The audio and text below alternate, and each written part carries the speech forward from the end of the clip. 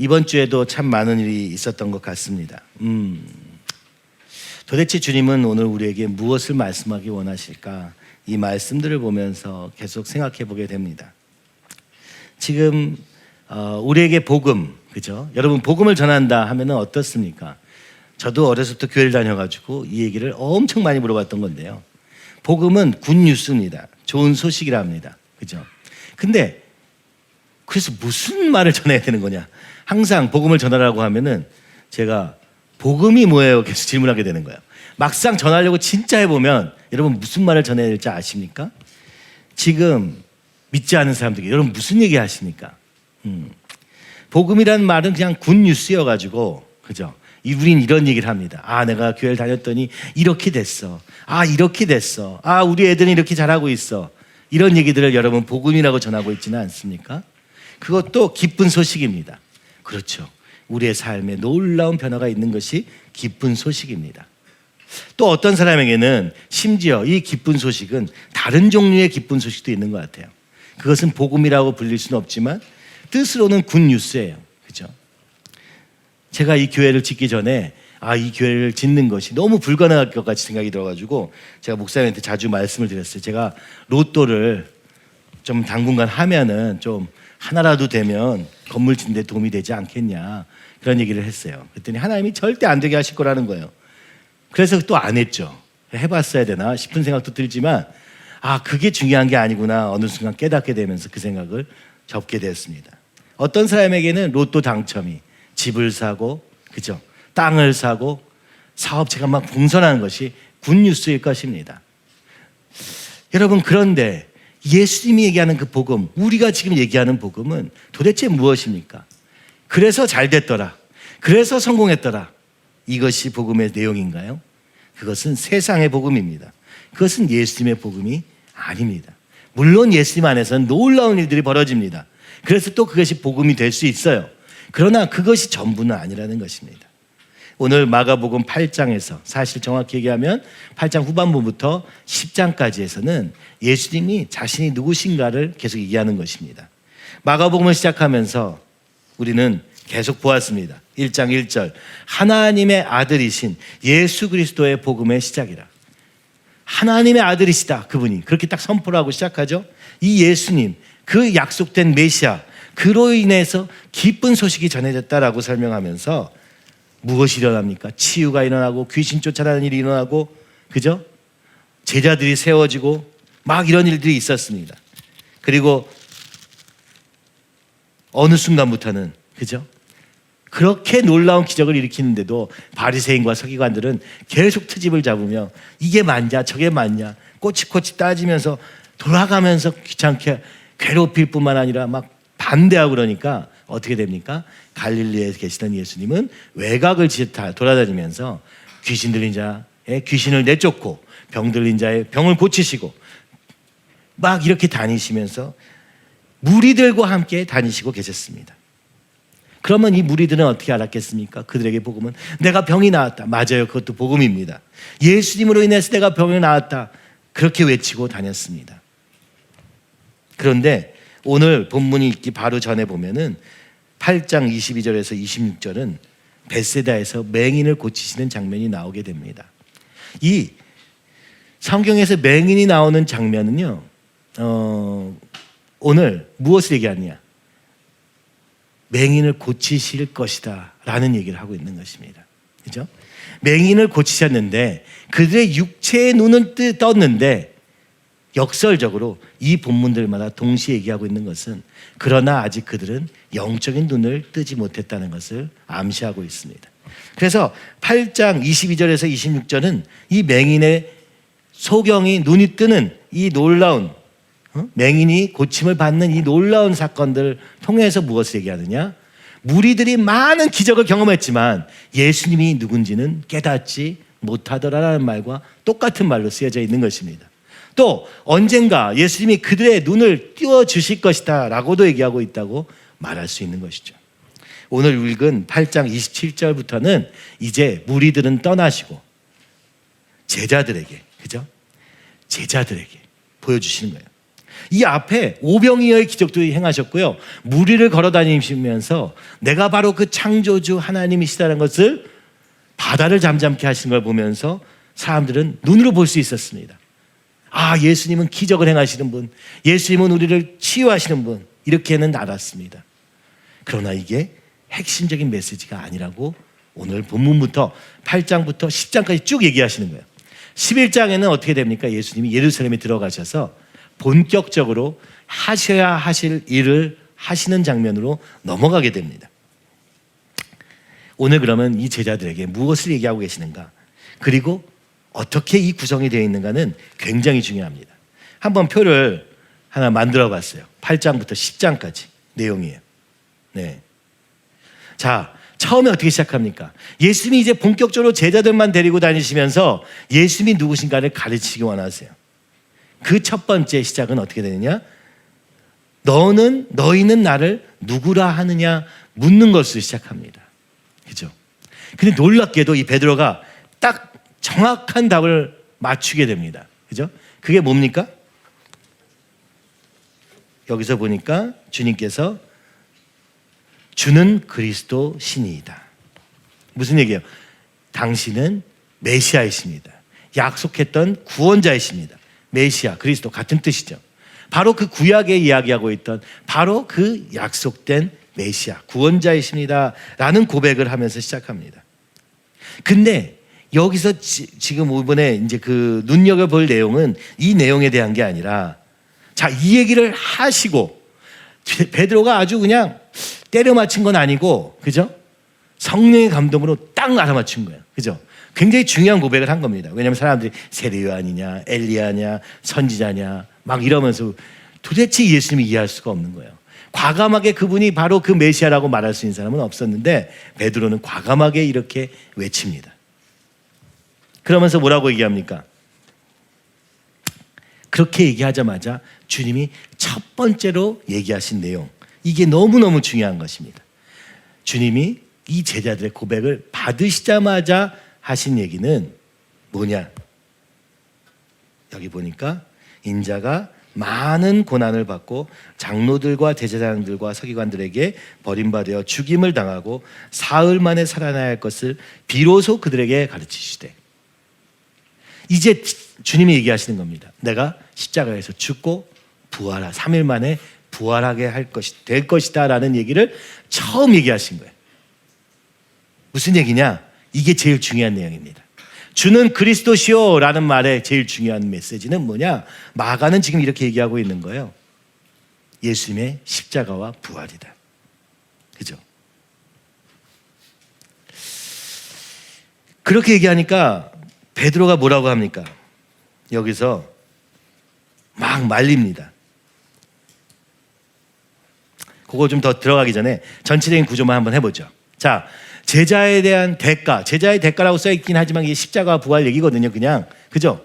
그 다음에 뭘 하십니까? 그랬더니 사람들이 어떻게 해요? 무슨 말인지 모르겠어. 무슨 얘기야 도대체? 왜요? 그들이 기다렸던 메시아는 그런 메시아가 아니었거든요. 십자가에 죽으시는 걸 상상도 못 해봤어요. 그들은 이 로마 제국을 이겨버리고, 그죠? 이제 이스라엘을 다시 세울 왕으로서의 메시아를 기다리고 있었는데 갑자기 난데없이 십자가, 고난, 부활 이런 얘기를 하시니까 그들이 듣기가 싫은 겁니다. 그죠? 그래서 예수님이 거기서 더 나아가서 얘기하시는 게 뭐예요? 너희도 이 길을 나를 따르라 라고 하시면서 너희도 자기 부인과 자기 십자가를 지고 가야 된다는 얘기를 하십니다. 그죠?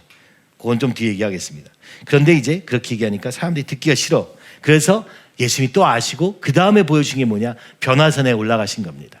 산에 기도하러 올라가셔가지고는 엘리야와 모세가 함께 있는 거예요. 이 구약의 가장 위대한 선지자인 모세와 가장 강력했던 선지자인 엘리야가 함께 산 위에 계신 것을 보게 된 거예요. 그걸 보여주신 거죠. 왜요? 십자가, 내가 말한 이 얘기는 참이다라고 하는 거예요. 어떻게 참이라고 얘기합니까?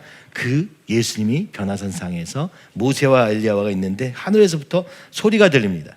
이는 내 사랑하는 아들이니 너희는 그의 말을 들으라 라고 외치는 거예요.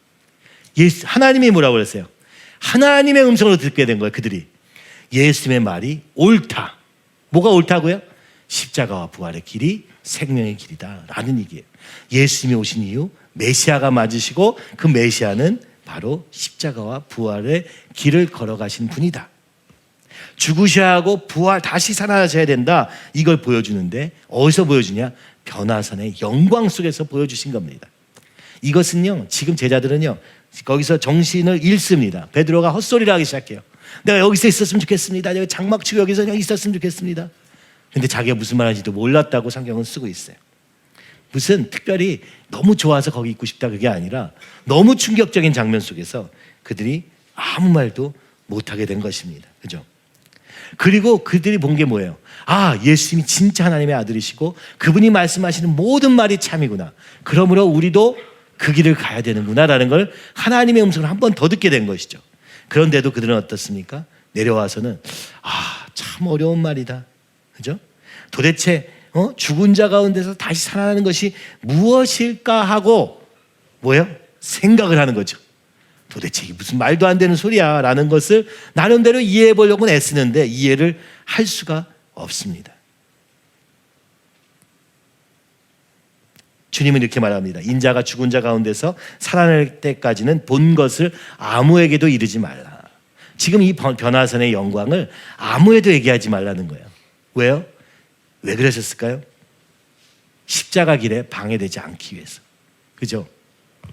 사단도 모르는 하나님의 놀라운 계획이니까 이거 괜히 누설됐다가 십자가의 길이 방해받을까 봐 이 얘기를 하신 건데 제자들은 할 생각도 없었어요. 도대체 들은 척도 안 해. 이제부터요. 제자들 잘 보시면 여기 내용을 잘 보시면 예수님이 얘기하셔도 아우 몰라 못 들었어 난 이렇게 되는 거야. 왜요? 듣기 싫은 소리야. 도대체 무슨 얘기인지 모르겠어. 그렇게 나옵니다. 자, 이게 첫 번째 십자가에 대해서 얘기하신 장면에 베드로의 고백과 그리고 십자가의 부활을 첫 번째 얘기하십니다. 그 다음 장면으로 넘어가면 귀신 들린 아이를 못 고치는 제자들이 나와요. 야, 진짜. 그리고 어떻게 합니까? 서기관들과 말다툼하고 있는 거예요. 오늘날도 우리의 믿음이 능력이 없으면 어떻게 됩니까? 믿지 않는 사람들과 변론을 하게 됩니다. 말다툼을 해. 예수님 능력이 있어. 그런데 아무 능력이 안 나타나. 그러니까 서기관들이 요때다 하고선 야 너희 제자들한테 예수님께 와서 말합니다. 당신의 제자들이 귀신도 못 쫓았던데 이게 뭡니까? 막 그러는 거야. 그죠? 얘가 약간 뭐라 그럴까 조소를 보내는 거죠. 근데 말다툼하고 있는데 예수님이 그때 뭐라고 하십니까? 믿음이 없는 세대여. 내가 얼마나 너희와 함께 있으며 얼마나 너에게 참으리요. 그를 내게로 데려오라. 이렇게 말씀하세요. 귀신 들린 아이를 어쩔 줄 몰라 하는 제자들, 그 앞에서 조롱하는 서기관들, 그 속에서 이 귀신 들린 아이가 예수님 앞에 옵니다. 근데 예수님 앞에 오니까 바로 귀신 들림이 멈춰진 게 아니에요. 오히려 더 발광하고 난리가 났어요. 그죠? 여러분, 오늘 우리가 예수님을 믿는다고 해서 모든 문제가 한꺼번에 해결되는 일은 없습니다. 그 대가를 치러야 돼요. 뭐요? 믿음의 대가를 치러야 돼요. 나의 믿음을 사용해야 돼요. 그렇기 전에는 아무 일도 안 일어납니다. 오늘날 교회가 왜 무력해지는가? 믿음을 사용하지 않기 때문이고요. 그죠? 믿음을 말로 변론하는 대로 써먹습니다. 말로 뭔가를 해보려고 해요. 그러나 거기에는 아무 능력이 없어서 세상의 조롱을 당하는 것이죠. 마치 오늘 이 땅에 주님이 말씀하시는 것 같아요. 믿음이 없는 세대요. 이렇게 얘기하시는 거예요. 예수께서 그 아버지에게 묻습니다. 이 아이가 언제부터 이랬냐 했더니 끈질기게 아주 그냥 태어날 때부터, 그죠? 어려서부터 이렇게 되었나이다. 그는 자기 몸을 막 불과 물에 막 던져요. 그러나 무엇을 할 수 있거든 우리를 불쌍히 여기사 도와주시옵소서. 그죠? 불쌍히 여기서 도와주세요. 할 수 있거든 이렇게 얘기하니까 예수님께서 뭐라고 말씀하십니까? 할 수 있거든이 무슨 말이냐? 믿는 자에게는 능히 하지 못할 일이 없느니라 이렇게 말씀하세요. 무슨 얘기입니까? 믿음을 사용해라 라고 하는 거예요. 그랬더니 이 아버지가 소리를 질러 말합니다. 내가 믿나이다. 나의 믿음 없는 것을 도와주소서. 주님은 오늘도 우리에게 이렇게 우리가 이렇게 외치시길 기다리십니다. 내가 믿나이다. 그죠? 근데 말을 보세요. 내가 믿나이다. 그러나 나의 믿음 없음을 도와주소서 이렇게 얘기하는 거예요. 믿음이 우리는 이렇게 믿음이 100%가 되면 역사가 일어나고 반이 되면 역사가 안 일어난다고 생각하는 아주 수치적인 세상을 살고 있어요. 그런데 이 아버지는요, 절박함을 외친 거예요. 주님 도와주세요. 불쌍히 여겨주세요. 내가 믿습니다. 이렇게 외치고 나서 그 다음에 주님께 부탁한 게 뭐냐? 나의 믿음 없는 걸 도와주소서. 그것도 도와야 돼. 믿음도 없어. 믿음 없지만 주님께 절박한 마음으로 부르짖는 이 기도.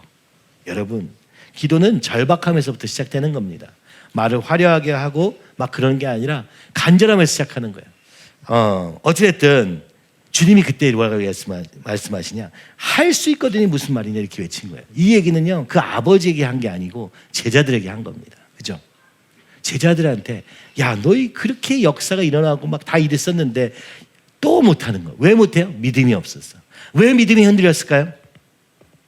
뭘 믿지 못하고 있을까요? 그들 마음에 뭐가 남아있어서 지금 이렇게 갑자기, 그 전에는 나가서 귀신도 쫓고 다 했어요. 근데 어느 순간부터 이게 안 되는 거야. 왜 안 돼요? 못 믿는 거예요? 예수님의 십자가와 부활 얘기를 못 믿기 시작한 겁니다. 그게 두려워지기 시작한 거예요. 그게 걱정이 되기 시작합니다. 그러면서 주님이 얘기합니다. 기도 외에는 이런 이유가 나갈 수 없으니라 하고 꾸짖어서 명하시는 거죠. 그죠? 오늘 우리의 능력으로 할 수 있는 사람은 없는데 오늘 기도로 가능하다. 근데 그 기도가 뭐에 대한 기도냐? 예수님에 대한 기도요. 그 기도가 뭐에 대한 기도냐? 나는 죽고 주님이 사시는 기도입니다. 자기 부인과 자기 십자가의 걸음 안에서 이 기도가 의미가 있는 거예요. 우리 기도는 가만히 있으면서 이게 내가 원하는 거를 기도하는 거 그런 거 말고 절박하지도 않으면서, 그죠? 그게 주님과도 상관없는 그런 기도 얘기하는 게 아니라 여기서 얘기하는 거는 뭐예요? 사실은요, 이 구성으로 보면은 십자가에 대한 얘기입니다. 그죠? 그리고 나서 또 예수님께서 얘기하시는 거예요. 죽음과 부활을 두 번째로 말씀하시는 장면이 나오게 됩니다. 그죠? 그게 9장 30절에서 32절이에요. 그러나 제자들은 이 말씀을 깨닫지 못하고 묻기도 두려워하더라. 이제 두 번이나 얘기하셨으니까, 한 번은 무시했는데 두 번 얘기하시니까 신경이 쓰여. 근데 물을 수가 없어. 그거에 내가 생각하던 그것이 아닐까 하는 두려움 속에서 묻지도 않고 못 들은 척합니다. 그리고 나서 하는 일이 뭐냐? 33절부터 41절 사이에 누가 크냐 논쟁하기 시작합니다. 자, 천국에 갔을 때 누가 왼쪽에 오른쪽에 있을 것이냐, 그죠? 누가 크냐 이걸 얘기하기 시작해요. 그러니까 제자들이 십자가와 부활의 얘기를 듣기 싫었던 이유가 뭐냐? 그들 안에 커지고자 하는 욕심이 있었기 때문이라고 이 성경은 얘기해주고 있는 거예요. 그래서 예수님이 그때 뭐라고 얘기하시냐면 무사람을 섬기는 자가 되어야, 그죠? 첫째가 된다는 얘기를 하시는 거예요. 그러면서 또 얘기를 하시게 누구냐? 어린아이와 같이 영접하는 자, 그죠? 오늘 주님이 진짜 하나님의 형상대로 하나님이 바라시는 사람의 모습은 무엇이냐? 바로 섬기는 자일 때 가능하다는 거예요. 그죠? 어린아이와 같이 그대로 받아들이는 자들이, 이 십자가의 부활의 복음을 그냥 받아들이는 자들이 진정한 제자가 된다는 것을 제자들에게 지금 얘기하고 계시는 겁니다. 그죠? 그 다음에 뭐 세례 요한을 따른 자들이 같이 막 이렇게 하는 걸 보면서 쟤는 아닌데, 우리 편 아닌데, 쟤는 우리 팀이 아닌데 라고 하면서 배타적으로 배척하는 이야기를 합니다. 주님이 얘기하세요. 나를 위하는 자면 나와 함께하는 자라고 얘기하시면서, 근데 중요한 얘기를 여기서 또 하시죠. 그죠? 만일 내 발이 너를 범죄하게 하거든 찍어버리라, 이런 얘기를 하세요. 내 눈이 너를 범죄하게 하든 빼버리라. 이 얘기 왜 하십니까? 이 십자가와 부활의 의미가 무엇인지를 설명하고 계시는 거예요. 뭐냐? 왜 십자가 부활의 길을 걸어가야 되느냐? 바로 우리의 끈질긴, 끊을 수 없는, 그죠? 죄의 세력에 대한 얘기라는 것을 오늘 얘기하고 계신 것처럼 제 눈에 보입니다. 그래서 첫 번째 단락에서도 십자가 얘기를 한번 하셨어요. 그죠? 두 번째, 이 귀신 들린 아들을 고치면서도 또 십자가 얘기를 하십니다. 그죠? 그리고 그것이 죄의 문제와 상관이 있다는 것을 얘기하세요. 그리고 나서, 그리고 이렇게 십자가 부활 얘기하고 나서 그 다음에 바리새인들이 아주 본격적으로 예수님을 공격하는 질문들을 하기 시작해요. 그죠? 무슨 얘기입니까? 이혼을 허락한 모세. 그러니까 율법 중에서 가장 까다롭고 이해하기 어려운 본문을 예수님이 뭐라고 하시나 시험하려고 모세에게는 이혼 증서를 쓰라고 했는데 이혼을 해도 되는 겁니까? 라고 질문하기 시작합니다. 그때 주님이 뭐라고 합니까? 문제는 이혼을 하느냐 안 하느냐의 문제가 아니라 마음이 완악해서 이혼을 허용할 수밖에 없는 너희의 상태가 문제라고 말씀하십니다. 그러면서 또 주님이 그 다음부터 쭉 얘기를 하세요. 이제 무슨 얘기냐? 지금 여기에 있는 이 단락 안에서는 예수님이 자신이 누구신가를 지금 가르치고 계시는 거예요. 제자들에게. 그죠? 특별히. 근데 그 가르침마다 아주 중앙에 핵심적으로 있는 부분에는 십자가가 등장하고 있다는 것을 여러분이 보셔야 됩니다. 그래서 이혼의 얘기, 그럼 하면 되냐? 뭐 여러 가지 뭐 있을 수 있지만 그게 중요한 게 아니라 진짜 문제는 네 마음이 완악한 게 문제다. 얘기하시고 그러면서 다시 불러들이는 사람이 누구냐? 어린아이와 부자 이야기를 하면서 이 마음의 문제를 얘기하시는 거예요. 10장 13절에 보면은 그래서 보면은 주님이 아이들이 오는데 막 제자들이 오지 못하게 해요. 그랬더니 주님이 뭐라 합니까? 누구든지 하나님의 나라를 어린아이와 같이 받들지 않는 자는 결코 그곳에 들어가지 못하리라. 받들다라는 말은 receive, 그죠? 받다라는 뜻이에요. 하나님 나라가 이것입니다 라고 했을 때 받아들이는 어린아이 같은 마음에 있는 사람만이 이것을 이해할 수 있게 된다라고 얘기하는 거죠. 그죠? 우리는 이해하고 받아들이려고 하는데 어린아이 같이 받지 않으면 받을 수 없는 내용이라는 거예요. 뭐가? 십자가와 부활의 내용이. 그죠? 부자는 절대 가기가 어렵다. 그죠?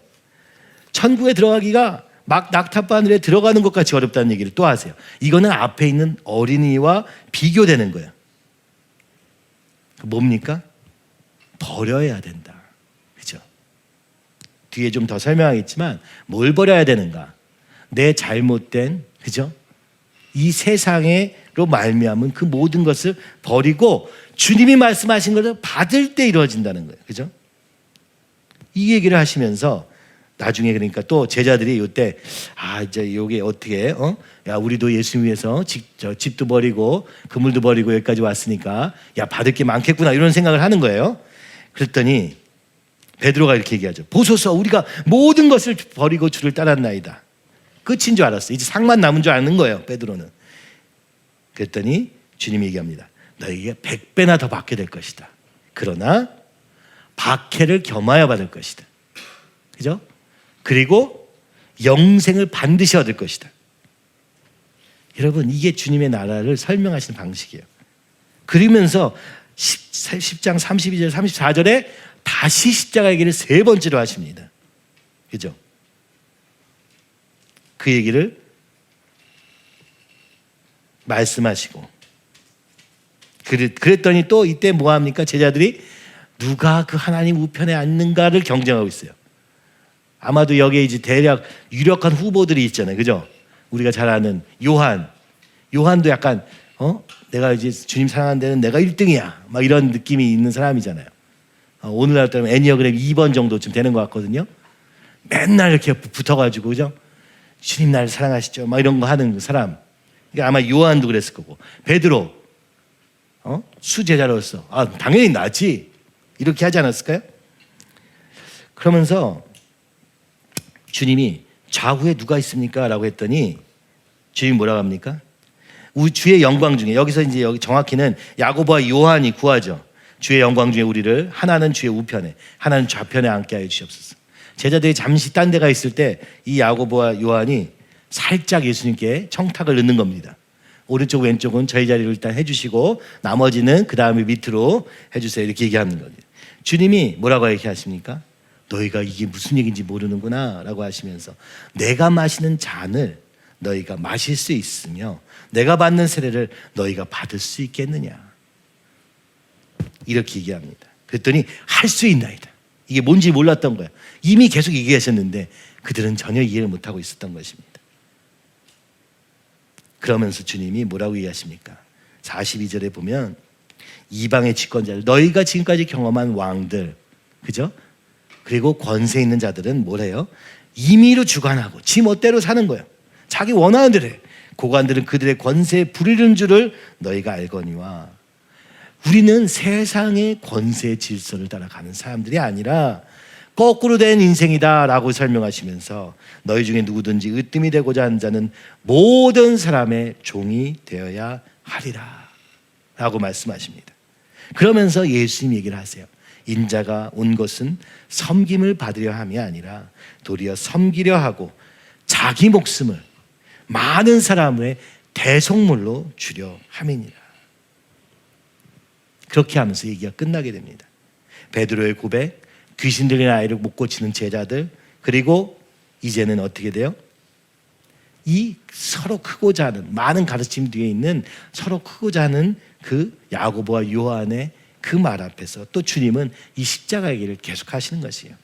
자, 그리고 이 본문은 어떻게 끝나냐? 다시 소경을 고치시는 10장 46절에서 52절의 말씀으로 끝나게 됩니다. 이게 무슨 얘기냐? 제자들도 소경이다. 그죠? 제자들도 맹인이다. 무리도 맹인이고 제자들도 맹인이어서 이제 주님이 그 길을 걸어가면서 보여주실 것이라는 것을 10장까지 설명하고 있는 본문입니다. 특별히 8장 27절부터 10장 마지막 절까지는 예수님이 누구신가를 더 자세하게 설명하고 계시긴 해요. 근데 그 더 자세하게 설명하면 할수록 분명하게 드러나는 메시지는 주님이 지금 십자가 지시고 3일 만에 부활하실 것을 계속 얘기하시는 거예요.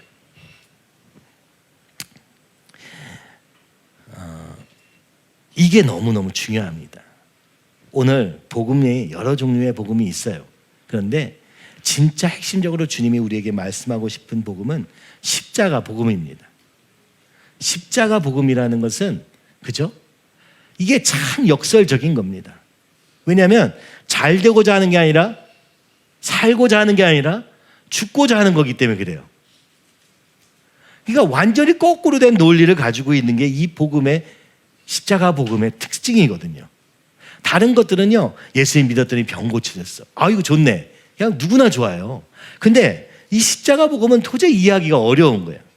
게다가 주님이 이걸 말씀만 하시고, 야, 인생을 사는 데는 이렇게 사는 게 좋아, 이렇게 말씀하신 게 아니라 자신이 그 길을 걸어가고 계신 거예요.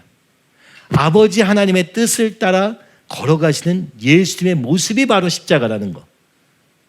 이게 그래서 제자들에게도 심지어 본인만 가시는 게 아니라 이 길이 생명의 길이다, 이 길이 살 길이다, 이게 모두가 사는 길이다, 이게 하나님의 형상을 회복하는 길이다 라고 지금 말씀하고 계시는 거예요. 그랬던 가장 근본적인 이유는 우리와 죄와 사망으로부터 벗어날 수 없기 때문입니다.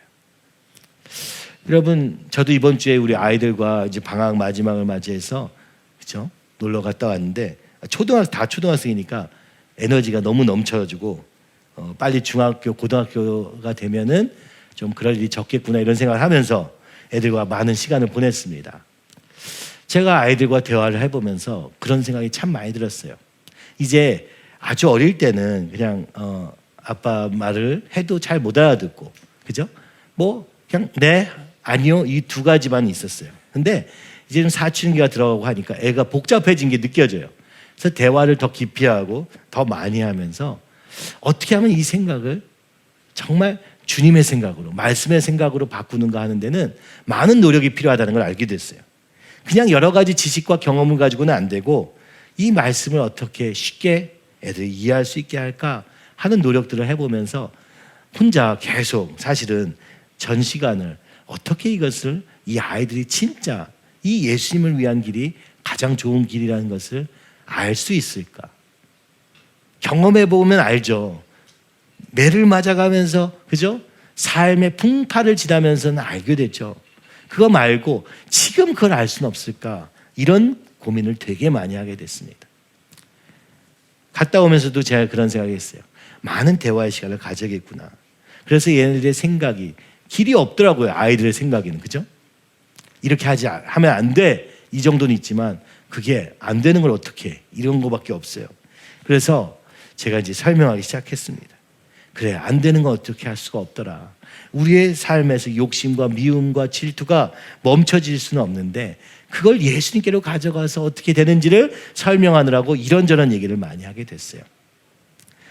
그때 그런 생각이 들었습니다. 당연한 얘기인데 경험하면서 알게 되는 거죠. 애들은 저절로 크는 게 아닙니다. 그죠? 아이들은요, 더 크면 아마 이제 컨트롤 불가하면 들리지도 않겠지만 지금이 너무 중요한 시기라는 생각이 들었습니다. 초등학교 4, 5, 6학년 지나면서 아이들이 커가면서 이 아이들과 많은 대화를 통해서 그 안에 있는 갈등과 의문들을 같이 해결해 나가지 않으면, 또 방향을 제시해 주지 않으면 얘네들이 스스로 알아서 좋은 길로 가게 되지는 않는구나. 그죠? 그것을 제가 이번 주에 많이 뼈저리게 느끼게 되었습니다. 그러려면 어떻게 해야 되느냐? 저도 좀 쉬러 간다고 갔는데 쉬지는 전혀 못했습니다. 놀면서 쉬었죠, 같이. 애들도 그래요. 아빠, 놀면 쉬는 거 아니야? 그럼 어떻게 쉬어? 막 그러더라고요. 자면 좋지 않냐 그랬더니, 그럼 너무 심심하잖아. 막 그러면서 막 얘기하더라고요. 그래, 그럼 놀자. 그래가지고 막 2시간 단위로 놀 때 너무 힘들어요. 하여튼 재밌었습니다. 저도 재밌었어요. 어린아이로 돌아간 것 같았어요. 근데 그거는 분명했어요. 오늘 우리가 대가 없이 이 자녀들은 올바르게 자랄 수 없습니다. 부모가 맨날 돈 하는데 애들이 돈을 사랑하지 않게 되지는 않아요. 애들의 생각엔 돈밖에 없게 돼요. 그죠? 직장, 세상, 여러분, 애들은 그대로 배웁니다. 말보다 더 삶이 더 빠르다는 것을 우리는 경험하게 되고 있지 않습니까? 그러려면 어떻게 해야 돼요? 아이를 잘 키우기 위해서라도 내 삶의 대가를 치러야 돼요. 내 마음대로 사는 걸 포기해야 돼요. 그러지 않고 애들이 알아서 잘 키우겠지. 이건 불가능하다는 것을 더욱 경험하게 되면서 그 노력이 필요하다는 생각이 들었습니다. 여러분, 인생이 더 나아지려면 어떻게 되겠습니까? 우리가 어떻게 하나님의 형상만큼 잘할 수 있겠습니까? 여러분, 대가 없이 가만히 앉아 있었더니 하나님의 형상이 되었더라. 그러면 우리 죄인은 아닙니다. 우리는 가능성이 없어요. 우리는 어떤 길도 못하기 때문에 이 예수님의 십자가 앞에 절박하게 외치며 주님 도와주세요. 믿습니다. 나의 믿음 없음을 도와주셔서 이렇게 외치지 않는다면 결단코 변화가 일어날 수 없어요. 오늘 우리 청년들하고도 있으면서도 삶의 무기력과 게으름과 그저 그냥 편하게 사는 것만을 사는 것이 전부인 건 줄 알고 살았던 삶이기 때문에 이 아이들과 함께 있으면서 제가 너무 고민이 많이 돼요. 어떻게 이렇게 대충 할까? 어떻게 이렇게 그냥 잠자느라 모든 시간을 쓸까? 그죠? 왜 생각을 안 할까? 막 혼자 고민을 하게 돼요. 오랜 세월 해왔으니까. 근데 비결은 하나더라고요. 그들 속에 들어가서 내가 원하고 기대하는 만큼 되지 않더라도 같이 구르는 수밖에 없다는 생각이 들었어요. 북한 탈북민들, 그 북중국에서 어떻게 그들에게 인정을 받게 되었는가 할 때 그 탈북민들이 그렇게 얘기하더랍니다. 당신은 다른 선교사들과 다르게 우리와 함께 살았다. 그래서 내가 믿는다. 절대 사람을 안 믿는 그들이 언제 믿었냐? 맨날 똑같이 밥 먹고 같이 살고 집도 같이 살고 같은 집에 애들 탈북민은 다 데리고 살았으니까. 그죠? 조그만 집에 화장실 하나에 10명, 20명씩 그렇게 조그만 집에서 그래서 이제 15명을 제한을 둔 거예요. 아파트 하나에 살 수 있는 최대 인원. 그러면서 이렇게 복음 전했다는 얘기를 들으면서 그렇구나. 오늘 우리가 아이를 바꿀 수 있는 길도 그리고 우리의 삶이 변할 수 있는 길도 다른 것 없이 함께 사는 것밖에 없다는 결론을 저는 내리게 되더라고요. 예수님도 마찬가지예요. 예수님도 이 땅에 오셔서 같이 사는 정도가 아니라 우리의 죄의 문제를 해결하기 위해서 십자가 지는 그 희생까지 없었더라면 우리는 살 수 없었던 거예요. 그럼 예수님이 이걸 하고 싶으셨냐? 그게 아니라 하나님이 예수님께 명령하신 거예요. 그렇죠? 네가 가서 그들과 함께 살다가 십자가에서 죽고 3일 만에 부활함으로 말미암아 그들을 죄의 이 권세로부터 끊는 놀라운 역사가 있게 될 것을 주님께 말씀하신 거예요. 주님도 제자들에게 얘기하는 거예요. 나도 아버지의 뜻을 따르듯 너희도 내 뜻을 따라 갈 때 너희의 삶이 바뀌게 될 거라고 말씀하시는 거예요. 오늘 그거 외에는 길이 없다는 거예요. 그거 외에는 생명이 없다는 거예요. 그것이 길이라는 거예요. 길이요 진리요 생명이니의 그 길이요 진리요 생명은 그냥 예수님이 아니라 예수님 같은 삶입니다. 바로 십자가. 이게 핵심적인 메시지인 거예요. 그렇죠? 나는 죽고 주님이 사시는. 이거 우리가 죄인이어서 그럴 수밖에 없는 거고 주님은 주님의 몸을 죽임 당하시고 부활하심으로 말미암아 온 죄인의 죄를 감당하시는 그 길을 걸어가는 겁니다. 그렇죠? 그리고 주님은 오늘 우리에게 이렇게 말씀하신 거예요. 너희도 너희 자녀를 위해서 십자가 좀 져라. 너 옆에 있는 남편과 아내를 위해서 십자가를 좀 져라. 너희 주변에 있는 사람들을 위해서 십자가를 좀 져라. 그렇죠? 오늘 이 나라를 위해서 십자가 좀 져라. 오늘 이 새 시대를 위해서 십자가 좀 져라. 그게 다 같이 사는 길이다. 그게 오늘 우리에게 땅끝까지 복음을 전하라는 그 메시지의 핵심인 것을 여러분 반드시 기억하시기 바랍니다. 십자가 없이는 영광은 없습니다. 그걸 변화산에서 보여주셨죠. 십자가 뒤에 주님이 어떻게 영광스러운 하나님 나라에 계실지를 그들에게 잠시 보여주셨습니다. 그러나 성령 받지 못하고, 그죠? 아직 나로 사는 이 제자들은 전혀 알 수 없었어요.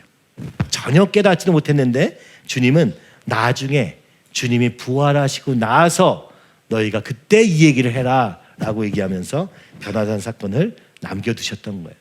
바로 예수님이 십자가에 죽으시고 부활하심으로 말미암아 그 부활하신 주님을 믿는 자들에게 예수님이 성령을 보내주셨더니 이 소경의 눈이, 맹인의 눈이 열려서 이 십자가의 진리를 알게 되고, 그리고 그 제자들도 그 똑같은 길을 걸어갔습니다. 참 놀랍지 않습니까? 오늘 우리가 이 보고 있는 마가복음의 마가는 베드로와 함께 있었던 사람입니다. 이 성경이 쓰여진 때는 아마도 베드로가 순교했거나 순교하기 직전이었을 것입니다. 오늘 이 마가는 우리에게 아주 강력하게 지금 이 얘기를 하고 있는 겁니다. 너희가 하나님 나라를 꿈꿨느냐? 그러면 예수님을 바라봐라. 근데 그 예수님은 무엇을 위해서 오셨느냐? 모든 멸시와 천대와 거절을 받으셨지만 묵묵히 어떤 길을 가신 분이냐? 바로 십자가와 부활의, 십자가의, 그죠? 죽으심과 부활의 능력으로 말미암아 우리를 죄로부터 건지신 놀라운 분이시다라고 이 한 가지만 기억해라 하고 이 길을 남기고 있는 것입니다. 예수님도 마찬가지였습니다. 본인 자신이 십자가의 길을 걸어가기 전에 제자들에게 3번 여러 사건들을 통해서 너희가 나중에 성령 받았을 때 이것을 기억하게 하기 위해서, 이것이 가장 중요한 것을 깨닫게 하시기 위해서 이 말씀을 남기신 것입니다. 여러분, 오늘날 우리가 십자가 하면은 듣기 싫은 얘기예요. 남을 위해서 희생하는 거 조금도 하고 싶지 않아. 그죠? 돈도 삶도 시간도 절대 남을 위해서는, 심지어 남편과 아내를 위해서도 하기 싫어서 이제 가정도 안 이루고 나 혼자 그냥 편안하게 살겠다. 그렇게 될 만큼 이기적인 시대 속에 이 십자가 복음은 너무 어려운 얘기가 되어가고 있는 것 같습니다. 교회 안에 있는 청년들도 옆에 있는 사람들에게 신경 쓰는 게, 신경을 무지 많이 써야 신경을 쓸 수 있더라고요. 누가 지금 없어도 없나 보다. 그죠? 전혀 눈이 남에게로 가지 않고 나에게로 집중되게 만든 이 시대적 배경 속에서 예수님은 오늘도, 그죠? 십자가를 지고 가셨다 하는 말이 오늘 우리의 현실과 너무 먼 거예요.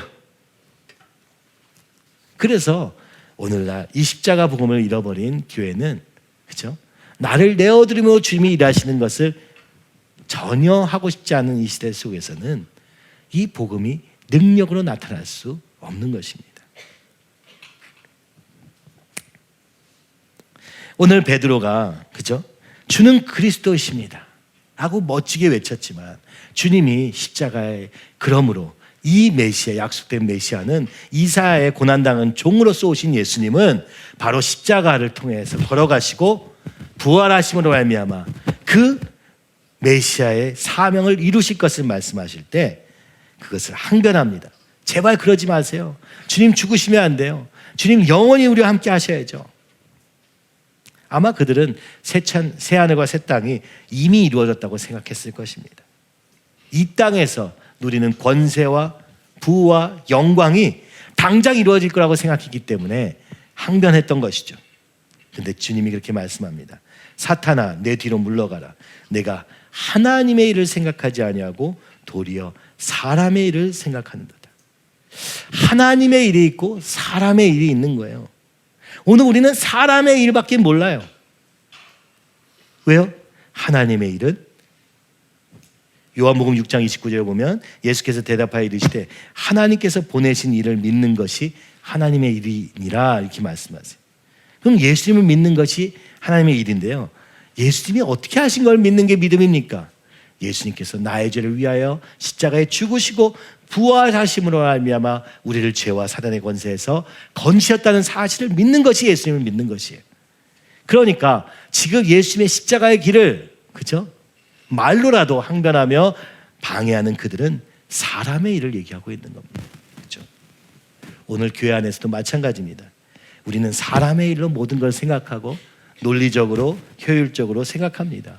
그러나 하나님의 일은 전혀 달라요. 그죠? 하나님의 일은 그냥 십자가를 지는 것입니다. 주님의 뜻을 따라 그냥 순종하는 것입니다. 물론 아무거나 붙잡고 해서는 안 되지만 주님이 내게 이해가지 않는 이야기를 하실 때에도 순종하는 걸음밖에는 우리가 살 길이 없는 것을 믿는 것이. 왜요? 예수님께서 나를 위해 십자가에 죽으셨으니까. 그죠? 이 절박함이 우리 안에 막 절절히 넘쳐났으면 좋겠는데 그러려면 죄에 대해서 깨닫고 죄된 세상의 이 더러운 현실 안에서 괴로워하며 주님 우리를 불쌍히 여기소서 내가 믿나이다 주님이 일하시고 바꾸실 것을 믿나이다 하는 믿음으로까지 가야 되는데 오늘날 우리의 편안한 삶 속에서는 더 이상 그렇게 막 요란스럽게 격렬하게 하는 것을 아주 싫어합니다. 이번에 탈북하셔서 그죠? 목사님이 되신 목사님의 설교를 우리가 듣지 않았습니까? 그 영상도 원래 여러분께 잠깐 보여드리려고 했는데 잘 보내드리지 못했네요. 한국에 와서 본인이 어떻게 주님을 만나고 또 어떻게 북한을 향해서 다시 돌아갈 건지 내가 내 목숨을 다해서 내가 죽더라도 이 복음을 전하고 죽겠다는 마음으로 오신 얘기들 또 그 속에서 복음을 위해서 죽은 그 감옥의 동료들을 얘기할 때 한국교회에서 너무 싫어하더라는 얘기를 하셨습니다. 더 이상 그런 얘기는 듣고 싶지 않다. 왜? 오늘 이렇게 편하게 놀고 즐기며 살 수 있는데 굳이 그런 얘기를 들어야 되냐. 그래서 본인도 어느 순간부터는 이 이야기를 하지 않게 되었다는 얘기를 하십니다. 그러다가 우리 아이들의 그 물방울 영화 보고선 다시 주님, 제가 그래도 주님이 얘기하신 얘기를 하겠습니다. 여러분 아마 이번에 아마 사실 수 있게 좀 준비하려고 해요. 얼마나 그의 인생에 사건 사고가 많았는지 총 파트가 6분화돼요. 지금 38살밖에 안 된 청년에 불과한 이 목사님의 삶에 얼마나 북한에서의 삶, 탈북해서의 삶, 북한 감옥에서의 삶, 또 그 나와서의 삶, 한국에서의 삶, 참 젊은 나이인데 경험이 엄청 많더라고요. 글자도 작고 쓸 게 너무 많은 거예요. 그분이 그런 얘기를 합니다. 한국에 와서 신학교를 갔는데 내가 어떻게 하나님께서 음성을 듣고 내가 어떻게 순종했는지를 얘기하면 다들 싫어하더라는 거예요. 꿈과 환상은 없다. 방언도 얘기할 수 없으니까. 그래서 성령의 역사는 다 빼고 얘기하게 됐다고 얘기합니다. 오늘 한국교회는 더 이상 성령의 역사가 일어나지 않는 게 당연한 것처럼 느껴지게 만드는 상황에 있는 거예요. 왜요? 다 지식으로 바꿔버렸기 때문에. 아무도 십자가를 지고 가려고 하지 않기 때문에 그런 거 아니겠습니까? 그래서 오늘 주님이 우리에게 그 영광스러운 자리에 주신 줄 믿습니다. 그러면 너희는 하겠느냐? 그러면 너는 하겠느냐?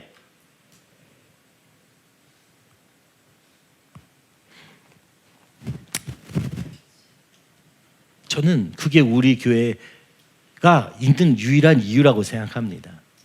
더 좋은 교회가 많고 더 설교도 좋고 헌신도 잘 돼 있고 훈련도 잘 되는 사람들의 교회를 저는 많이 압니다. 그리고 그거를 좀 따라가고 싶을 때도 많지만 자꾸 그죠? 여러분 보기에도 그렇고 제가 생각하기도 때로 극단적인 형태로 가는 그 느낌이 저도 싫었어요. 근데 생각해 보니까 제가 주님을 만난 다음에 교회에 갈 때마다 제일 싫었던 게 뭐냐면 고3이라고 교회 나오지 말라고 하는 교회. 그죠? 직장 가야 되니까 막 새벽기도 나오기보다는 뭐 어디 가라고 하는 교회. 전 그게 너무 싫었어요. 고3에 무슨 공부도 안 하는데 어차피 주일에는 꼭 학원을 가야 되나? 학원도 안 다녔고 저는. 그러니까 할 일이 없는 거예요. 주일날 교회 안 가면 진짜 할 일이 없거든요. TV 보고 그래야 되는데 그게 너무 싫었어요. 왜 이럴까 도대체? 응? 안 오는 거야 뭐 뭐라고 할 수 없다 하더라도. 제가 친구들한테 말했습니다. 야, 우리 그냥 교회 가자. 너 할 일 없잖아. 너 공부 안 할 거지? 근데 다 안 한대. 어차피 놀 거야. 그러면 우리 교회 갔다가 놀자. 왜 이렇게 타협하고 왜 이렇게 그 답답함이 저한테는 너무 커서 대학교 때는 아예 교회를 안 다녔습니다. 갔더니 봉사하라고 그래. 제가 믿음도 없어가지고 지금 막 살고 있는데 와서 반주자 없어서 제가 찬양인도 하고 그때도 찬양인도 했어요. 그래서 제가 너무 괴리가 있어서 그 교회를 안 나갔습니다. 아니 내가 사실은 예수님과 너무 떠나서 내 멋대로 사는 삶을 좀 바꿔보려고 교회를 갔더니 그러니까 먼저 앞에 나서 있는 거예요. 제가 청년부 갔더니 청년부 아무도 없어가지고 제가 청년부 회장이 된 거예요. 그날로. 그래서 이건 이상하다. 반주자를 하라고 그래서 반주는 좀 해보지 했는데 그 다음 주에 갔더니 인도를 하라는 거예요. 그래서 인도를 했어요. 그랬더니 청년부 회장까지 해야 돼. 그래서 제가 그 교회는 다시 안 갔습니다. 오늘도 그렇다는 거 아세요? 어떤 청년의 이야기를 가지고 영상을 만든 걸 오늘 아침에 봤는데 오늘도 그렇더라고. 교회에 청년들이 없으니까 청년이 오기만 하면 일 시키느라 바쁘다는 거야. 하나님이 이렇게 청년을 많이 주신 게 얼마나 큰 은혜인지. 그런데 왜 그런가? 바로 예수님이 오늘 얘기하시는 겁니다. 십자가의 길을 걸어가기 위해. 십자가 복음을 전하기 위해. 그죠? 나를 전부 들여서 주님이 일하시는 걸 보는 그런 것을 우리에게 바라시는 거 아니겠습니까? 그래서 우리가 정말 이렇게도 저렇게도 하고 있는 건 아니겠습니까? 주님도 이렇게 얘기하시는 거예요. 야, 이게 생명의 길이야. 38절에 이렇게 말씀하십니다. 누구든지 이 음란하고 죄 많은 세대에서 나와 뇌물을 부끄러워하면 인자도 아버지의 영광으로 거룩한 천사들과 함께 올 때 그 사람을 부끄러워하리라. 우리는요 십자가 얘기 빼고 하잖아요. 그죠? 너무 부끄러워. 갑자기 무슨 얘기야. 부끄러워하면 어떻게 된다고요? 주님 오실 때 그 사람은 부끄러워해서 천국에 들어갈 수 없습니다. 주님을 부끄러워하는 자, 주님의 십자가를 부끄러워하는 자, 주님도 부끄러워하실 것이다. 주님이 말씀하신 거예요, 사실은요. 그래서 바울은 이렇게 얘기합니다. 로마서 1장 16절. 내가 복음을 부끄러워하지 아니하노니 이 복음은 모든 믿는 자에게 구원을 주시는 하나님의 능력이 됨이라. 먼저는 유대인에게요, 그리고 헬라인에게로다. 이때 복음도 뭐예요? 십자가 얘기라고요. 복음은 십자가로 시작하는 겁니다. 너는 죄인이고, 그죠? 우리 모두는 죄인이고 예수님께서 오셔서 십자가에 죽으시고 부활하심으로 말미암아 오늘 우리가 구원을 얻을 수 있게 되었으니 이것을 믿겠느냐? 이게 복음이에요. 끝. 고린도전서 1장 22절에서 25절도 말합니다. 유대인은 표적을 구하고 헬라인은 지혜를 찾으나. 자, 유대인들은요 기적 그 자체만 바랬습니다. 그리고 헬라인들은 삶의 지혜를 알고 싶었던 거예요. 예수 믿으면 어떻게 더 지혜롭게 사는 거 없나? 어떻게 더 좋아지는 거 없나? 그러나 우리는 십자가에 못 박힌 그리스도를 전하니 유대인에게는 꺼리는 것이요 거리끼는 것이요 이방인에게는 미련한 것이로되 오직 부르심을 받은 자들에게는 유대인이나 헬라인이나 그리스도는 하나님의 능력이요 하나님의 지혜니라. 아멘. 십자가가 하나님의 능력이고 십자가가 하나님의 지혜입니다. 그럼 왜 부활을 얘기 안 할까요? 오늘 마가복음인데요. 부활 장면이 맨 마지막에 가면은 마가복음 맨 마지막에 그죠? 부활에 대해서 얘기하는 얘기가 있으신가 한번 찾아보세요. 있어요. 근데 많지가 않아요. 그죠? 16장에 살아나시다. 부활에 대해서 많이 얘기하지 않아요. 다른 복음서에 비하면 그냥 몹시 놀랐어요. 그죠? 살아나셨다는 걸 전하는 여인의 모습이 나와요. 그러나 거기서 끝입니다. 왜 그랬습니까? 여러분, 우리가 십자가를 통과해서 부활에 이르거든요. 아니, 죽어야 살 거 아닙니까? 죽질 않는데 어떻게 삽니까? 그죠? 그래서 마가는 지금 계속해서 십자가 얘기를 하고 있는 것입니다. 그죠? 거기에 중점을 두고 얘기하고 있는 거예요. 예수님도 그렇게 말씀하고 계시는 거예요. 그리고 여기서 예수님은 뭐라고 얘기하십니까? 십자가와 더불어서 이걸 쉽게 설명하면 뭐예요? 종이 되어라. 그죠? 누구든지 높아지고자 하는 낮아질 것이요, 낮아지고자 하는 자는 높아질 것이다. 이렇게 얘기하세요. 이 종의 얘기가 뭐냐면 십자가 얘기를 조금 완화해서 설명하신 거예요. 그죠? 오늘 우리의 믿음의 걸음은 높아지는 옵션이 없어요. 교만해지는 옵션이 없어요. 우리는 무조건 낮아지는 거예요. 낮아질 때 어디까지? 죽기까지. 자기 육체를 모든 삶의 대속물로 드리는 데까지 낮아지신 예수님처럼 오늘 우리의 옵션은 딱 하나밖에 없습니다. 날마다 나는 죽고 주님이 사시는 걸음으로서의 삶의 모습을 종이라고 표현하는 것이죠. 여러분, 오늘 우리에게 이것이 너무나도 필요한 것입니다. 오늘 우리가 믿음을 오해하고 있습니다. 세상에서, 그죠? 잘 나가서 주님을 전도한다? 여러분, 그게 더 어려워요. 잘 나가는 사람이 십자가 얘기를 한다고 생각해 보세요. 이 사람 이상한 사람이네. 더 할 거예요. 내가 잘난 그 자체가 주님께 영광이 되는 게 절대 아닙니다. 주님께 영광되는 길은 오직 섬김의 길을 가는 것, 종의 길을 가는 것, 십자가의 길을 가는 것. 그죠? 다른 사람을 구원하기 위해 자신의 몸과 피까지도 아끼지 않으셨던 예수님처럼 오늘 우리 그리스도인들은 어떻게 되느냐? 옆에 사람을 살리기 위해 나의 전부를 드릴 수 있는 것. 이것이 진짜 예수님을 믿는 그리스도인의 증거인 것입니다. 베드로도 순교를 당하게 돼요. 십자가에 거꾸로 못 박혔다고 하죠. 이 마가는요, 이 마가바 다락방의 마가거든요. 이 쓴 사람이, 그죠? 그는 아주 부유하게 자랐어요. 그래서 힘든 걸 잘 모르고 살아가지고 1차 전도 여행을 갔다 와서, 그죠? 1차인가에 함께 가다가 바울과 베드로가 가다가 산을 넘는데 너무 힘들 것 같아. 죽을지도 몰라. 그래가지고 마가 도망갑니다. 그죠? 그래가지고 바울이 이 마가하고 다음에 갈 때는 절대 쟤하고는 같이 안 가. 끊어버렸던 사람이에요. 그죠? 그러다가 이 마가가 성령을 받고, 그죠? 마가의 다락방, 그 부자였으니까 많은 사람이 들어갈 수 있는 그 어머니 집에 마가 다락방이 있었다고, 아마도 그 마가가 이 마가일 거라고 대부분 사람들이 얘기하는데요. 그 집에서 사람들이 성령을 받게 되고, 그도 이 젊은 나이에, 그죠? 어려움 모르고 자라왔지만 어느 순간 그것을 알 그 마가는 나중에 결국 화형으로 죽게 됩니다. 그때까지, 거기까지 가서 주님께 복음을 전하다가 복음을 전하고 그의 인생을 마감하게 돼요.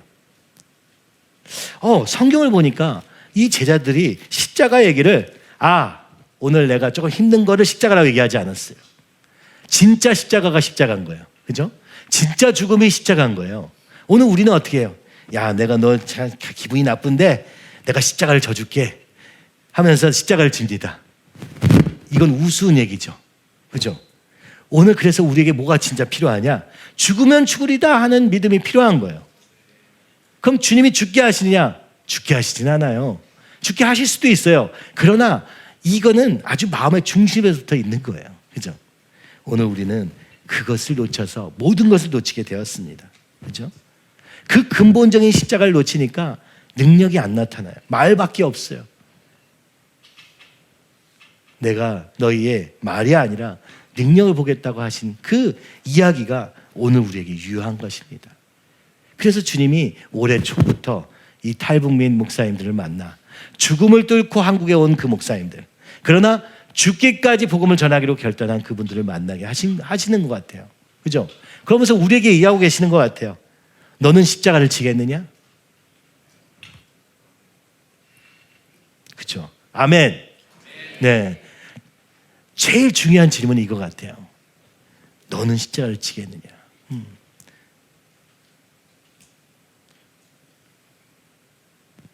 주님이 이렇게 말씀합니다. 수고하고 무거운 짐자들아 다 내게로 오라. 내가 너희를 쉬게 하리라. 그 죄의 짐으로부터 우리를 자유케 하신 후에 나는 마음이 온유하고 겸손하니 나의 멍에를 메고 내게 배우라. 이 십자가의 걸음 속에서 우리가 배우게 된다는 거예요. 그러하면 너희 마음이 쉼을 얻으리니 이는 내 멍에는 쉽고 내 짐은 가벼움이라 하시니라. 근데 이 십자가의 가장 큰 문제는 뭐냐면 우리의 삐딱한 눈, 거꾸로 된 눈 때문에 십자가가 죽음처럼 보이고, 그죠? 이 진짜 죽는, 죄로 말미암아 죽는 죽음은 사는 걸로 보여요. 죄에 대해 살고 의에 대해 죽었으니까 이렇게 보이는 거예요. 그래서 오늘 본문에서도 뭐라고 합니까? 죽고자 하는 자는 살 것이요 살고자 하는 자는 죽는다고 얘기하시는 거예요. 진짜 생명을 잃고도 너 괜찮겠느냐? 사람이 만일 온천을 얻고도 자기 목숨을 잃으면 무엇이 유익하리요? 이렇게 얘기합니다. 그러니까 이렇게 얘기하시는 거예요. 이 십자가의 길이 진짜 살 길이야. 이 예수님을 따라가는 걸음이 우리가 보기엔 두려워요. 뭘 잃는 것 같아. 돈도 잃는 것 같아. 이것도 잃는 것 같아. 저것도 잃는 것 같아. 그런 상황이 꼭 닥치더라고요. 그런데 그건 우리의 눈이 거꾸로 되었기 때문이다. 그렇죠? 잘못되었기 때문에 그렇게 보이는 거라고 예수님이 얘기하는 거예요. 예수님은 십자가 걸어가실 때 눈물 흘리며 아 십자가 져야지 하고 가지 않으셨어요. 그것을 영광스럽게 생각하며 가신 것입니다. 이 길이 주님의 뜻이, 하나님의 뜻이 가장 선하시고 가장 우리를 살리실 길인 줄 믿었기 때문에 우리의 감정이나 뭐 다른 것으로 판단하지 않으시고 담대하게 이 길을 걸어가실 수 있었어요. 이게 사명의 길입니다. 사명의 길을 왔던 모든 제자들과 사도들과 지금까지 온 역사에 있는 사람들은, 그죠? 오늘 예수님의 십자가 복음을 온전히 깨닫고 내 죄를 깨달음으로 말미암아, 그죠? 이 세상의 죄로 인하여 고통하시는 예수님의 마음을 받음으로 말미암아 이 십자가 복음을 깨닫고 거기에 자신을 드림으로 말미암아 시작되었음을 우리는 꼭 반드시 기억해야 될 줄 믿습니다. 그게 힘들고 어려운 길이어서 십자가가 아니라 오늘 우리에게는 자꾸만 예수님 안에서는 그렇게 힘들게 느껴지는 거예요. 따지고 보면 여러분 직장 생활이 더 힘들어요. 완전 종살이 아닙니까? 그런데도 그거는 굉장히 의미가 있어. 내 인생의 투자야. 내 자기 뭐 실현이야. 이런 걸 갖다 붙여가지고는 굉장히 의미를 많이 부여합니다. 근데 주님 앞에서 걸어가는 걸음은 그거 뭐 부끄러워. 저거 하기 싫어. 계속 이렇게 돼요. 왜 그렇습니까? 속고 있기 때문입니다. 속고 있기 때문입니다. 그래서 이 속임수를 이길 수 있는 유일한 방법은 이거예요. 죽겠습니다. 그러면 사단이 더 이상 속일 수가 없어. 예수님도 십자가에 죽으시니까 사단이 어떻게 할 수가 없었어요. 죽음까지는 하게 할 수 있지만 육은 죽일지라도 영혼을 죽일 수 없는 그들. 그죠?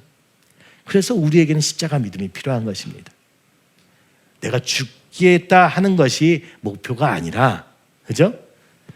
죽기를 각오하고 주님 앞에 걸어갈 때 얼마나 놀라운 생명의 셈이 우리 가운데 펼쳐질까. 나만 아니라 내 옆에 있는 사람들까지, 가족까지, 교회와 이 사회가 살아나는 놀라운 역사가 일어나게 될 줄 믿습니다. 주님이 그 길을 가셨기 때문에 만약 우리가 그 길을 간다면 반드시 그러한 동일한 역사가 주님이 있을 것이라고 말씀하셨기 때문에 나를 따르라. 나를 따르는 자는 누구든지 나를 따라오려거든 자기를 부인하고, 끊임없이 올라오는 내 생각과 감정 뭐 이런 것들은 좀 뒤로 좀 던져버리고 자기 십자가, 내게 주어진 그 자리에서, 내게 맡겨진 그 자리에 전심을 다할 때, 그죠? 거기에 진정한 생명과 길이 있는 줄 믿습니다. 저는 계속 질문합니다. 주님, 오늘 우리가 어디로 가야 됩니까? 제가 지금까지 찾은 결론은 이거예요. 첫 번째, 그죠? 학교구나. 학교를 통해서 주님이 일하고 계셨고 지금까지 해오셨으니 앞으로도 일하실 주님 앞에 내가 이걸 어떻게 해야 될까? 두 번째, 오늘 이 얘기한 건데요. 사실 더 중요한 거지만 오늘 우리가 십자가 복음을 놓쳤구나 하는 것입니다.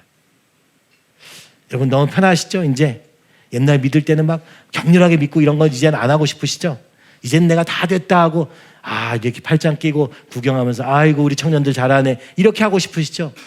여러분 놓친 겁니다. 오늘 나를 드리지 않는 데에는 아무 일도 일어나지 않습니다. 그렇죠?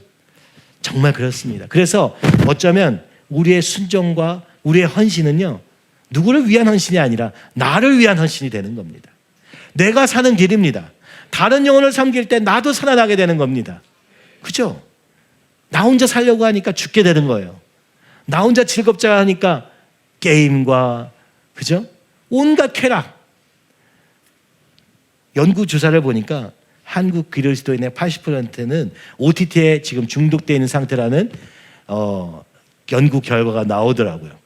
그냥 조사했더니 다들 이제 그 넷플릭스 뭐 이런 거에 완전히 취해 있다, 이런 결론을 가지게 되니까, 그래서 이제 목사님들 세미나에서 야, 이제 더 이상 미디어 보지 말라는 얘기는 이제 먹힐 수가 없다, 라는 얘기를 하더라고요.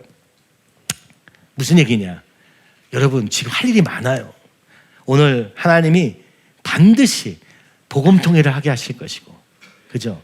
이거는 그냥 간단하게 갑자기 되지는 않겠죠. 오늘 내가 주님 앞에 서서 한 영혼을 살리고 우리에게 주어지는 이 탈북민 목사님들과 그 교회를 섬기는 자리에 우리 가기를 소원합니다. 그런 기회를 주신 주님께 너무 감사하고, 그들의 현실을, 실상을 전 세계에, 한국에 전했으면 좋겠는데 한국에 듣기 싫어하기 때문에 미국을 통해서라도 전하겠다고 제가 말씀드렸어요. 미국 사람들은 관심 있는 사람들도 있더라. 그때 좋다고 막 그러시더라고. 너무 얘기하고 싶은 거예요. 오늘도 복음을 위해서 죽어가는 그들, 북한에 있는 그리스도인들, 누가 기억할 것인가? 그분이 이번에도 설교에서 그런 얘기하죠. 현충일에 나라를 위해서 죽은 사람들을 위해서 그렇게 기념하고 하는데 주님을 위해서 죽은 자들을 교회는 기념하지 않는가? 너무 막 울부짖는 말씀, 그런 외침 안에서 저도 부끄러웠습니다. 나도 내가 편하고자만 생각하게 되는구나. 오늘 내가 할 수 있는 것이 무엇인가 좀 찾아보자. 어떻게 하면 그들을 도울 수 있고 함께 일을 할 수 있을까? 아이고, 그렇게 막 북한에 16개 감옥까지 가면서도 믿음은 지켰는데 한국에 오니까 제일 힘들더래요. 한국에 교회를 세워가지고 목회를 시작했는데 탈북민은 어떻게 할 수 있겠는데 한국 사람은 어떻게 해야 될지 모르겠더라고. 그죠? 왜냐하면 고난도 없고 다 편한데 이 왜 예수님 믿어야 되는지 자기도 설명을 못 하겠는 거예요. 자기는 목숨 걸고 신앙생활을 해왔는데 그런 사람들한테는 뭘 얘기를 할 수가 있는데 아무 일도 없고 아무 편안한 자리에 있는 자들에게는 뭐라고 얘기할지 몰라가지고 지금 공부하고 있다고 합니다. 다시 신학교에서. 너무 안타까웠어요. 그거 하지 말고 우리 진짜 북한을 위해서 어떻게 도울 수 있을까? 막 그런 생각이 전 마음이 들었어요. 정말 주님 만약 허락하시면 어떻게 함께 이것을 세워갈 수 있고, 진짜 주님이 원하시는 것을, 그죠? 관심 없는 사람들을 위해서 하는 게 아니라 정말 주님이 지금 이 다급하게 복음 통일을 통해서 선교왕국의 꿈을 이루고자 하시는 그 걸음에 이미 지나간 것 같은 꿈이지만 오늘 만약 주님의 뜻이면 주님이 하실 줄 믿고 그 안에 우리 자신을 드리기 원합니다 하는 걸음으로 우리 교회를 사용해 주세요. 제가 이 두 가지는 아주 확실한 거예요. 그죠? 막 500명 되고 600명 되는 교회 꿈꿀 것 같으면 저는 할 생각이 전혀 없습니다. 저는 목회에 적합한 사람도 아닌 것 같고, 더 중요한 건 주님의 뜻을 향해 달려가는 거에 저는 관심이 많아요. 그죠? 그래서 목사님도 처음부터 이 교회가, 그죠? 누구나 와서 편안하게 말씀 듣고 가서 아무것도 안 하고 그냥 그 다음 주에 와서 인사할 수 있는 교회를 원하시지 않았고, 십자가의 복음이 우리 안에 절절히 흘러넘쳐서 오늘도 세상에서 안타깝게 외치고 죽어가는 그들을 향해서 눈을 열 수 있는 저 여러분이 되기를 간절히 소원하는 것입니다. 오늘도 귀신 들린 아들을 가지고 있는 이 아버지, 그들의 외침을 여러분 들으시기 바랍니다. 오늘도 세상 속에서 죽어가고 있는 젊은이들과 가정들을 보십시오. 뉴스를 볼 때마다 너무너무 안타깝지 않습니까? 그들을 어떻게 살릴 수 있습니까? 복지를 살릴 수 있습니까? 아니요. 가정이 파탄나고, 그죠? 쾌락과 중독에 빠져있는 이 젊은이들 어떻게 할 것입니까? 그들에게 더 이상 이 예수님의 복음이 들어가지 않는 이유는 딱 한 가지. 어쩌면 우리가 십자가의 복음을 놓쳤기 때문에 그들에게 전하고자 하는 노력조차도 있지 않고 내 삶을 영위하는데 너무 바쁘기 때문이 아닐까. 주님, 그렇다면 주님 보내주세요. 주님, 우리로 그 일을 감당할 수 있게 해주세요. 주님이 이미 그렇게 말씀하셨어요. 우리에게 중환자들을 보내주신다. 우리에게 도움이 필요한 자를 보내주신다. 오늘도요, 교회에 매일 찾아오는 분이 있어요. 길이 없어서, 답이 없어서, 친구가 없어서 교회 오는 그 젊은이를 보면서 제 마음에 그렇구나. 우리가 지금 너무 이 안에만 있는 거구나. 밖에 나가서 복음을 전하는 사람이 되자. 우리가 이제는 정말 오늘도 죽어가는 사람을 위해서 좀 살자. 그렇죠? 백날에 안 듣는 사람을 위해서 말고 오늘 여러분 한 사람 한 사람이 직장이든 어디든 나가서 이 십자가의 복음을 전하는 사람이 되도록 돕는 일을 제가 하기를 소원합니다. 더 이상 내 안에 여기 갇혀서 사는 사람 말고 정말 예수님이 걸어가셨던 십자가의 걸음을 정말 따라가는 제자의 걸음이 되기를 간절히 소원합니다. 정말 주님, 그렇게 인도하신 주님 감사합니다. 정말 그렇게 가는 우리 되게 해 주세요. 쉽지 않아요. 어렵습니다. 그러나 어렵다고 포기할 수 없는 놀라운 영광스러운 변화선의 영광이 우리 앞에 있음을 바라보고 믿음으로 바라보고 달려가는 저와 여러분 되기를 간절히 소원합니다.